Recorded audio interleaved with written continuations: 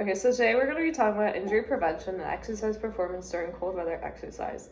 So cold injury can result from exercising at low temperatures and can impair exercise performance or cause lifelong debility or death. Cooling can impair performance and threaten life, and cold bleeding is the leading cause of death among people engaged in sports. Cold-related injuries include frostbite, non-freezing cold injury, hypothermia, and cold water emergent emergencies. It's often seen in activities such as mountaineering, skiing, cold climate hiking, sledding, and windsurfing. So the first cold injury is frostbite. Frostbite is direct freezing injury occurring when the skin surface freezes in salt water at 31 degrees Fahrenheit and in air below 26.6 degrees Fahrenheit, where extracellular ice crystals form in susceptible tissue. So exposed tissues would be hands, feet, and the head. Exposure times range from seconds to hours. Now we're going to examine a situation where someone could be presenting signs and symptoms of frostbite. Help! What's wrong? What happened? So I was skiing outside for a really long time and I wasn't wearing any gloves. I feel like my skin's kind of numb and it's cold to the touch. So she could be presenting signs of frostbite. If she had first-degree frostbite, her skin would be cold to the touch. It would have numbness, and her skin would be red, bluish, white, or purple, and have a waxy discoloration. The second could be blisters. I'm not seeing any blisters, so I don't think it's the second degree. Third would be hemorrhaging blisters and thickening of the skin, which she also does not have. The fourth would be subcutaneous tissue, muscle, and bone that are affected. But I think it's just the first degree. So in order to help her with her frostbite, some things that we could do would be remove her from the cold exposure and place her in a warm, dry environment, have her refrain from any mechanical movement, and remove any wet clothing. I'm gonna give her some warm clothing, some hat or gloves, and rewarm her with either skin contact or through warm clothing. You want to avoid spontaneous thawing or rewarming through any heat sources such as a fire. You could also place her in a warm water bath. And one thing that to watch out for as a red flag is blistering, which would need medical evaluation, but she's not showing any blistering. So the second injury is non-freezing cold injury. This is referred to as trench foot.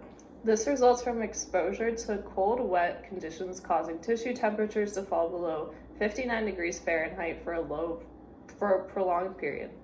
This occurs between 1 and 5 hours of cold, wet exposure. Okay, so next we're gonna look at a scenario where someone might be experiencing non-freezing cold injury. I went hiking and it was kind of cold and my skin's a little red and like kind of itchy. Okay. Do you know what I should do? Let me examine your skin.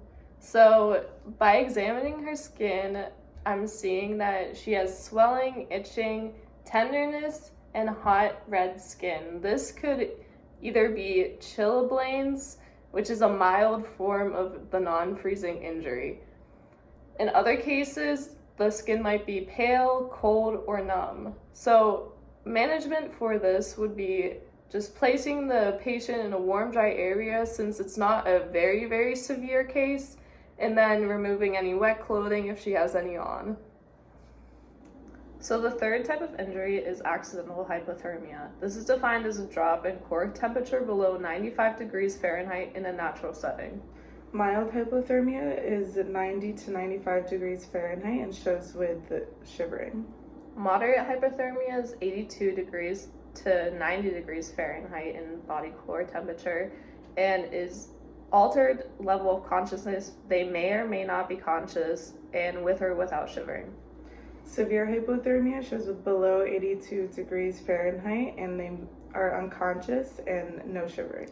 So now I'm going to show a scenario in which someone could be suffering from accidental hypothermia and signs and symptoms and what we could do to help her. I know it's really cold out today, but I really wanted to go on a run and I forgot gloves and a hat and I don't know how I got on the ground. I'm feeling really cold.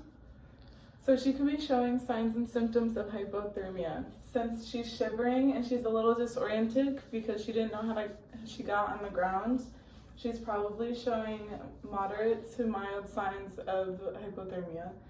What we could also see for other cases of hypothermia would be gray palish skin, mental disorientation, decreased pulse, decreased blood pressure, and decreased respiratory rate. Is it hard for you to breathe? No, I think I'm okay. Okay. So what we're gonna do for her is place her in a warm shelter if we can. I have some warm water bottles with me that we're gonna place on her major arteries to help her warm up. And one of the red flags with this is that she could go into cardiac arrest. So other ways to prevent this emergency is to remove any wet clothing, using warm forced air circulation around the body, and using traditional or heating blankets to wrap the person around. And then if it does get to the point where it is severe, transport the patient as soon as possible or able to. Okay, so the last injury is cold water immersion. The cooling power of water means that some of the responses described for cold air also occur in cold water. Cold shock can occur 30 seconds into immersion in water and can show with gas response, hyperventilation, hypertension, and increased heart rate.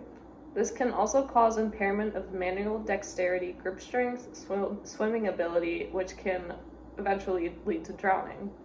60% of cold water immersion deaths occur with first minutes of immersion. So if someone is found to be immersed in cold water, the first thing that needs to be worried about is the shock response.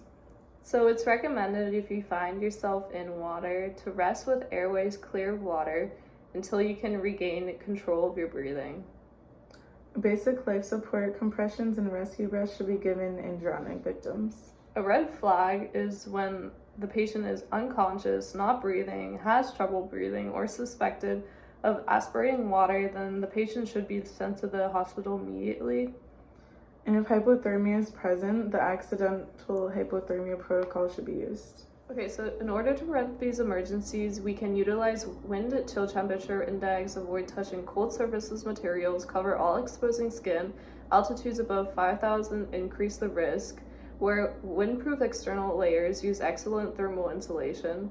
You can also wear multiple layers, removal of wet clothing, bring extra clothing, avoid drinking alcohol within 24 hours, stop smoking, reduce extended amount of exposure time outside alone, and lightly cover nose and mouth with outerwear. Stay safe when exercising in the cold.